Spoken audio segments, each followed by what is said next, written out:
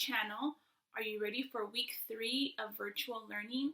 I hope so. We have lots to do, lots of fun work in store for you. So for today, Monday, if you remember, that is SEL Day, Social Emotional Learning.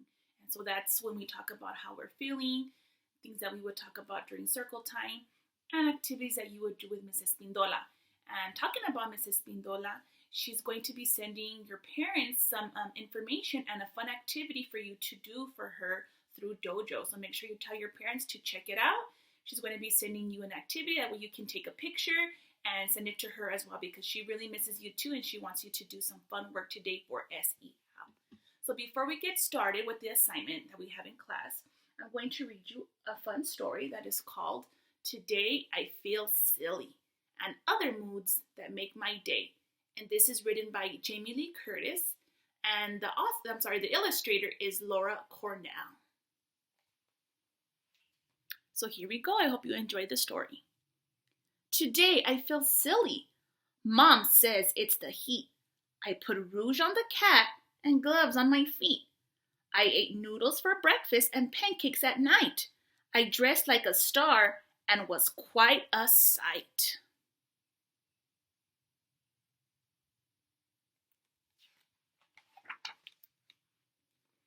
Today, my mood's bad. I feel grumpy and mean. I picked up my room. It still isn't clean. I forgot to feed Franny and water the fern. And the cocoa I'm making is starting to burn. So here's Franny, the fish that she forgot to feed. And her fern, her little plant that's dying because she forgot to water it.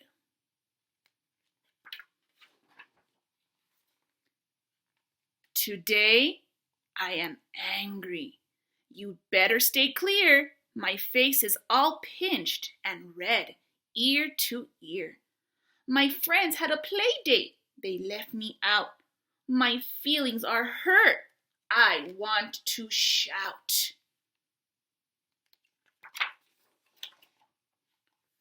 Today I'm joyful. My mood is first rate. My friend's sleeping over. She says she can't wait.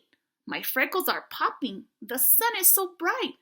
I ran in the relay with all of my might. So she's feeling a little bit better today.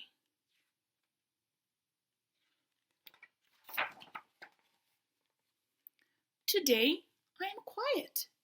My mom understands. She gave me 2 ice creams and then we held hands. We went to the movies and then had a bite. I cried just a little and then felt all right. Maybe she was feeling a little bit sad today, a little bit emotional.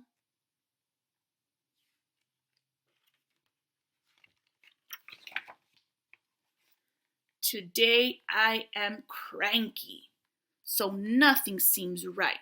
I have diarrhea and broke my new kite. My mom dyed her hair orange. My dad shaved his beard. My tooth came in crooked. This family is weird.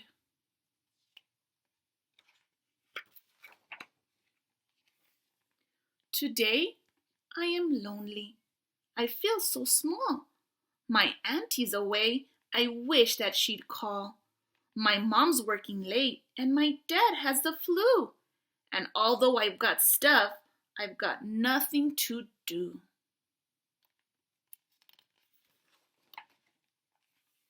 Today, I am happy. I'm walking on air. I learned how to knit and how to French braid my hair. I did my first solo in hip hop and jazz. This day's been so great, I am full of pizzazz.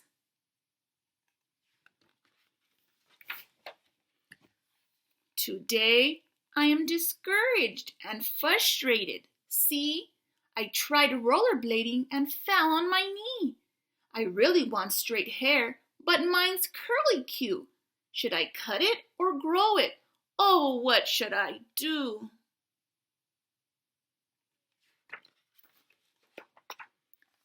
Today, I am sad.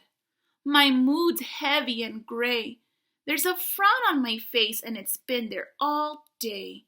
My best friend and I had a really big fight.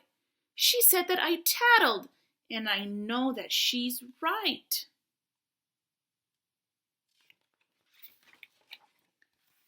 Today, my mood's great. It's the absolute best. I rode a two-wheeler and passed my math test. I played soccer at recess and we won the game. I sang in the show and my parents both came.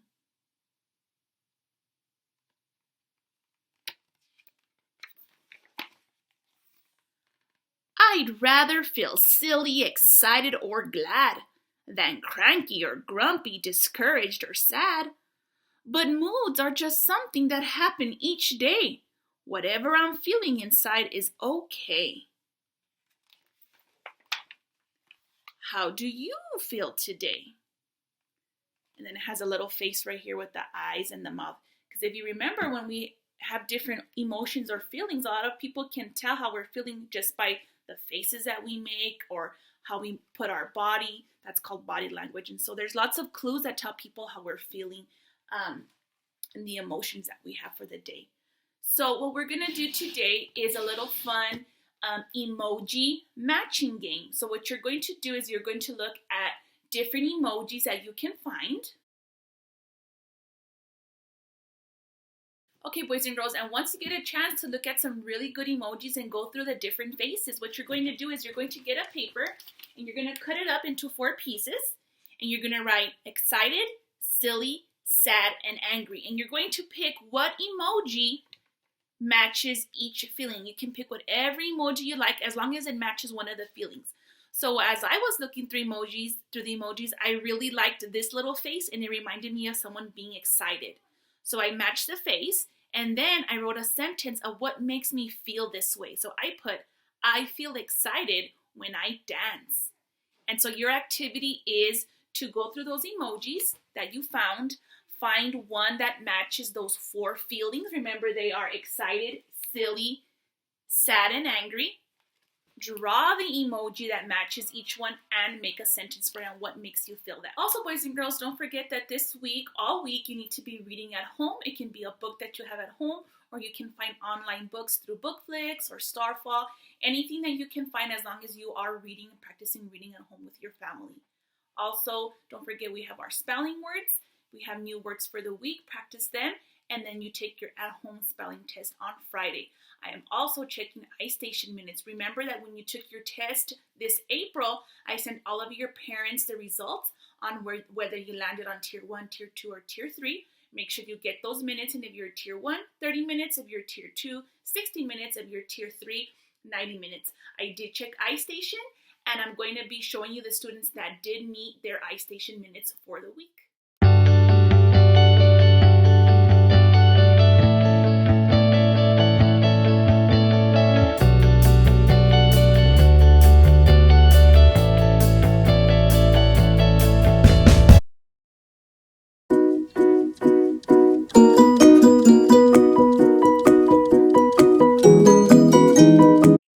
Hi boys and girls, welcome back for today's work, which today is Tuesday. We are going to be doing math. And as you can see, we're going to be talking about 2D shapes. So I have the 2D shapes that we were learning about in class. I'm going to see if you can remember the name of the shape. Do you remember this first shape? Yes, it is the circle. Good. How about this next shape? Do you remember what it's called? It is the square. Good job. How about our third shape?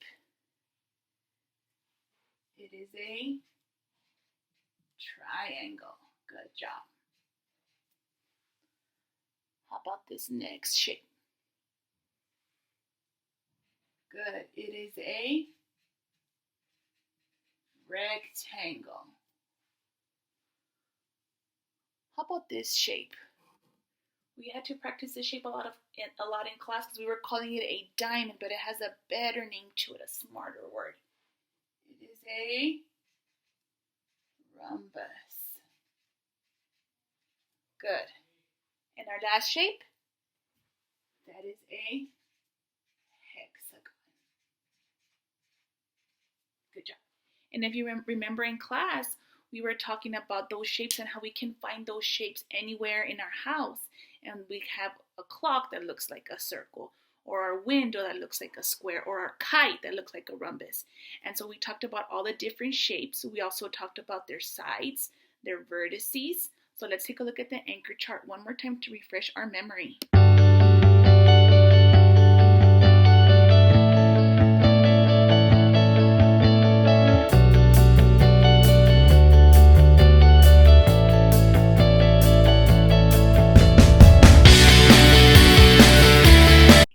Okay, so now let's review the attributes on our shapes.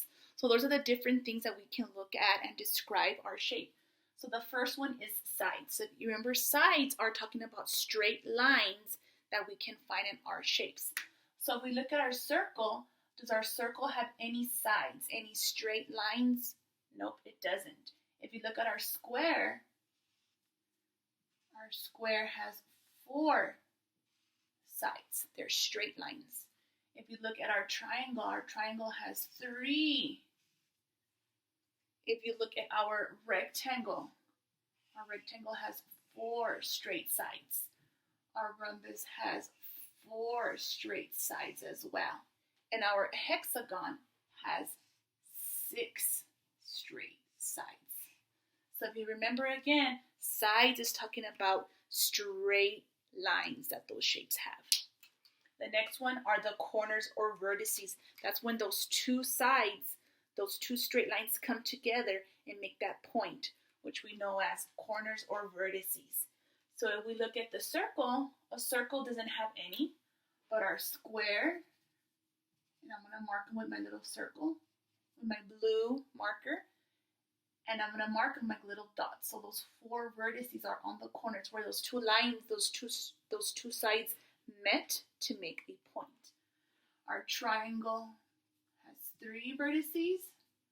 Our rectangle has 4 vertices. Our rhombus also has 4 vertices. And our hexagon has 6 vertices. Now we're going to be talking about curves. So if you remember, curves are those lines that are not straight. They're curved nice and round. So if we look at all these shapes, the only ones that have curved lines are the circle, so right here. So they're kind of curved. And the last one we're going to be talking about is parallel lines, and that's something new that we're going to be talking about.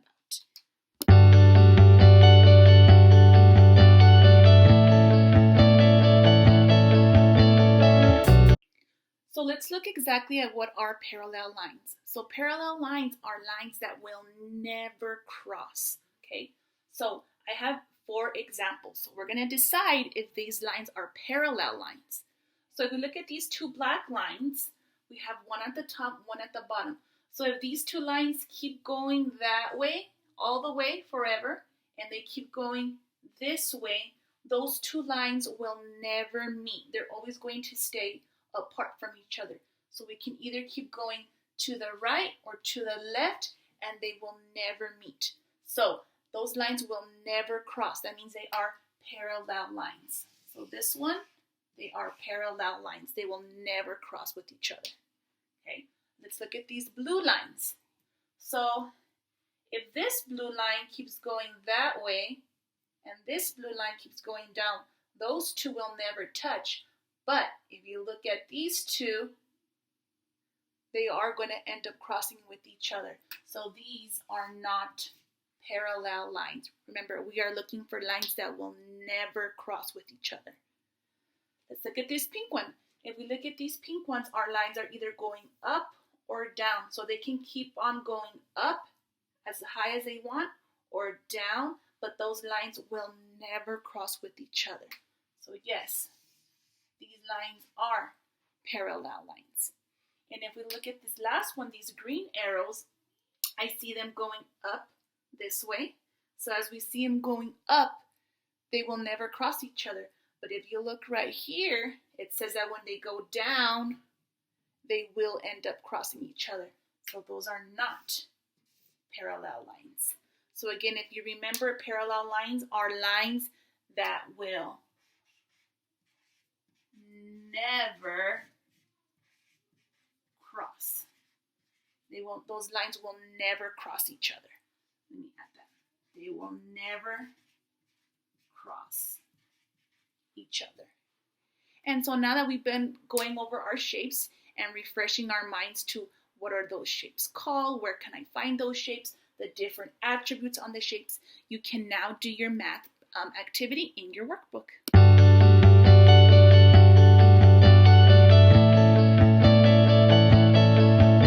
Our second activity for math, boys and girls, is composing shapes, and that's really fun. It's just using 2D shapes, putting them together, kind of like a puzzle piece. And how can I put some shapes together to create a new shape? So like on this first one, if I have 2 squares, what can I do with these 2 squares? If I were to put them together, what new shape can I create? So, for example, if I get these 2 squares and I put them side by side, what new shape did I create? I created a rectangle. So by using 2 squares, we can create a rectangle. This next one is 2 triangles. So how can I get 2 triangles? What can I do? How can I put them together to make a new shape? So how about this? What if I put one triangle the correct way,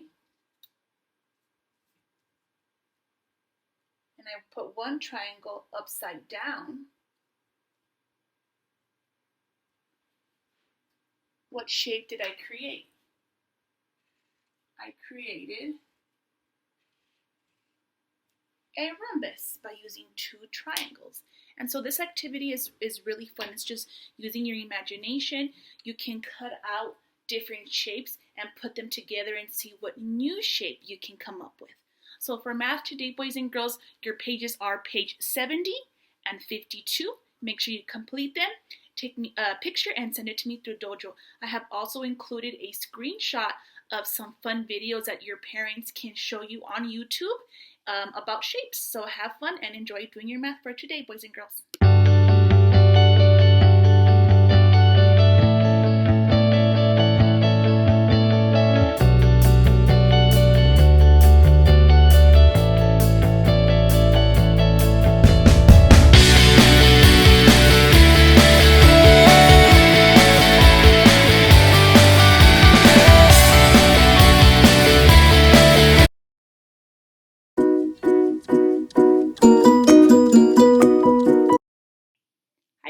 All right, so today is Wednesday. We are doing science today.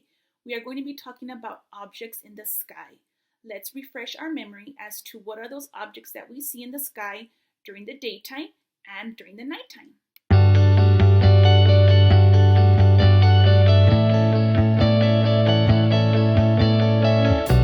Your activity for science is to go outside and observe the sky. That means to look at the sky. You're going to observe the daytime sky and the nighttime sky and draw a picture of what you see. Don't forget to take a picture and send it to me through Dojo.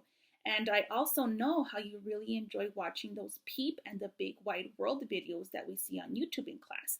So I have taken a screenshot and put it on the video so your parents can search it on YouTube and show it to you. There is a really nice episode which is about the characters that are looking and observing the nighttime sky. So that's just for fun. Go ahead and watch the video and enjoy it.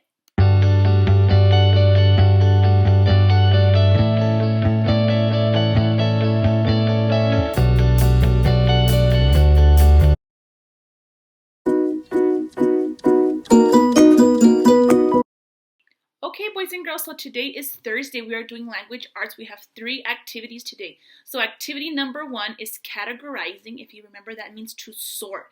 We are going to categorize some words.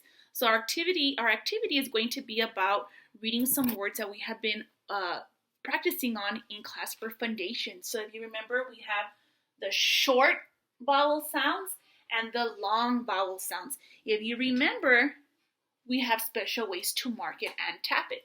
So the S is for short. And if you remember, we get the S, and this bottom part of the S, if you remember, that is called the brev. We mark it with the brev. We have an L for long. And if we trace the bottom part, it's going to be a straight line. That is our macron. So we're going to mark it with our brev or our macron. Okay, so let's get started. So our first word, let's tap it out. Ad. Mad. So this word has a short vowel sound. The A is making its short sound. Okay. So this A is making its regular short sound that we do in class. A. So it gets a brev. It's making the short sound. It has one letter to close it in at the end. So this word is a closed syllable. But what's important is that this A is making its short sound. If I get out this next word, I see an E at the end. And if you remember, this E is a super E, and it helps the A to now make its long sound. So if you remember,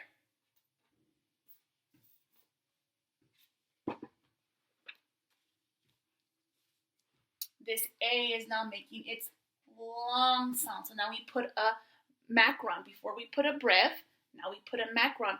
This E is using all its power to make that A say its name.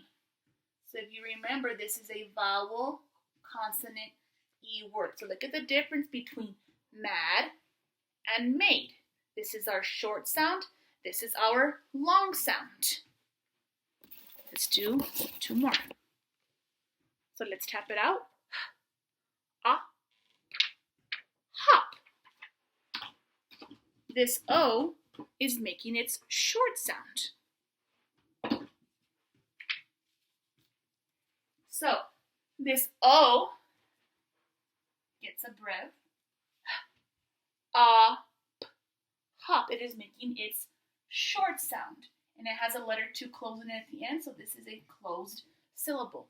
So on both of these words, they were closed syllables, and they both get a brev because they were making the short sound.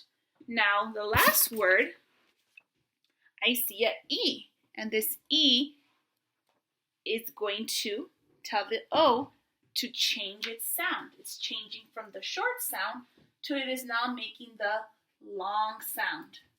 This word, again, this E, is being, remember in class we called it a super E, a silent E, a magic E, anything that you want to call it, but all we know is that this E is very important because it makes those vowels change their sound from the short sound to the long sound. It goes from a brev to a macron. And so your activity is on page 36. You are going to be reading a sentence. In that sentence, there are 2 words, and you have to decide which one is making the short sound and which one is making the long sound. I have also included a screenshot of a fun Brain Pop Junior video where they are going over the silent E. So enjoy.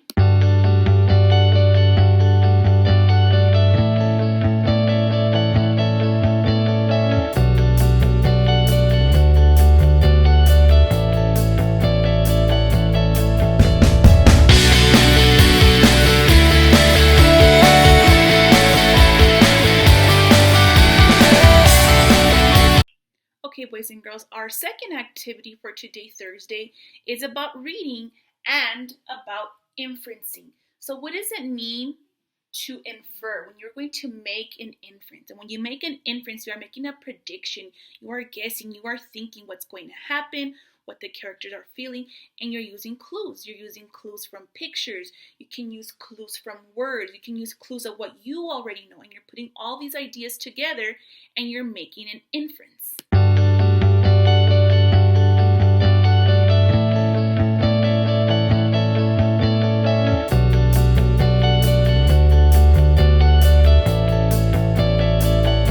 So on page 71 of your workbook, we are going to practice doing some inferencing on our story, which is called Buzzing Bees.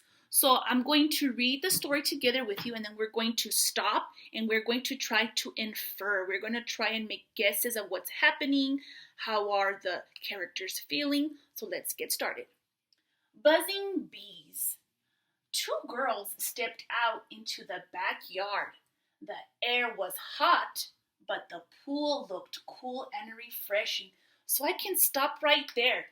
This sentence, the air was hot, but the pool looked cool and refreshing. That gave me a clue. Those words of hot and a pool, and what I already know about when I hear the word hot air and a pool, it gives me a clue that the season they're in they're probably in summer. It didn't tell me that they were in summer. It didn't say the girls were playing in summer. It just gave me these clues. Hot, the air was hot. They were getting in the pool. It looked cool and refreshing. So all those clues led me to think that it's probably summertime. Let's keep going. So we know that there was a pool that looked cool and refreshing.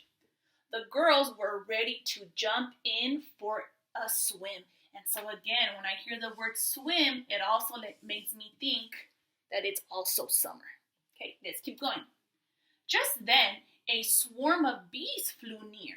The girls ducked their heads. They ran around the picnic table on the grass. The bees still buzzed around. Finally, the girls ran inside the house. So this whole section of the story gave me a clue on how those girls are probably feeling right now. So it says that they ducked their heads, they ran around the table, and finally the girls ran inside. So all of these three clues gave me a prediction of how the character is feeling. And they are probably feeling what, boys and girls? Scared. Now, it didn't tell me the girls are feeling scared. It gave me clues on what they were doing. They were ducking their heads, running around. They ran inside. So all those gave me a clue on how they were feeling. They were probably feeling scared. Let's keep going. Just then, the girls heard a swishing sound. The sprinklers came on. The bees flew away. Finally, the girls could go in the cool pool. So this last sentence actually also gives me a clue. I can actually infer again on how the girls are feeling, how the characters are feeling. It says, finally, the girls could go in the cool pool. That gives me a clue that they probably feel happy now and that they are probably relieved. So as you see, boys and girls, in this story, we were able to infer, we were able to guess and to predict just by those clues on what the story said and what we already know about what was going on in the story, how the characters were feeling. So we were able to see in this first paragraph that it was probably summer.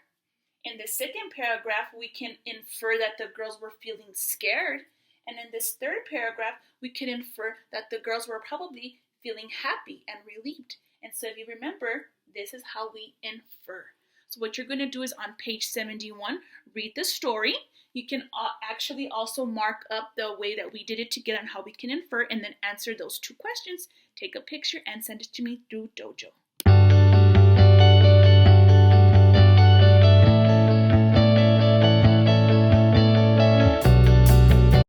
Okay, and your last activity for today, Thursday, is your writing activity. It is on page 24 and it is called Favorite Movie. So you are going to write about your favorite movie.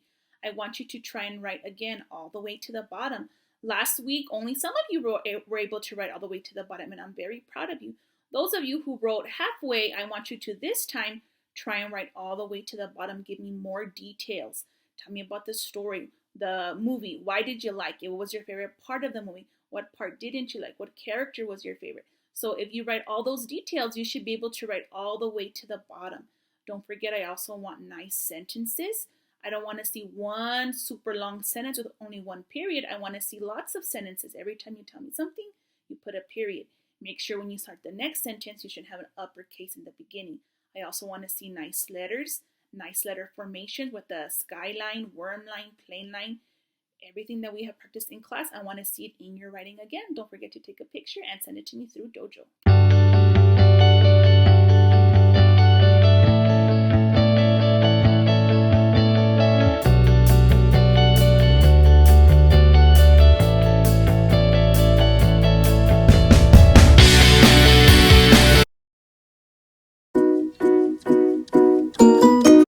Yay, boys and girls, today is Friday. We have completed another week of virtual learning. I'm so proud of you. I love all the pictures that I'm receiving through Dojo. Just in case your parents haven't sent it to me, make sure that you send me all the pictures of all the work that you have done. Monday's work, Tuesday's work, Wednesday, Thursday, all your work all week. Send it to me so that I can make sure to put your name down that you have been completing all your work.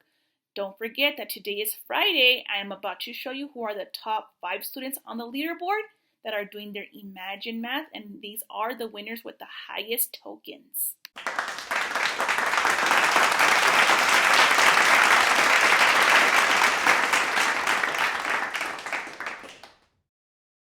So congratulations to those 5 students. Remember to get your tokens. You go on to Imagine Math and complete as many lessons as you can and earn those tokens. Don't forget, I'm also going to be checking on iStation who has completed all their minutes on iStation. Tier 1 should be 30 minutes, Tier 2 60 minutes, and Tier 3 90 minutes. Also, don't forget to take your at-home spelling test and show me how you did on your work.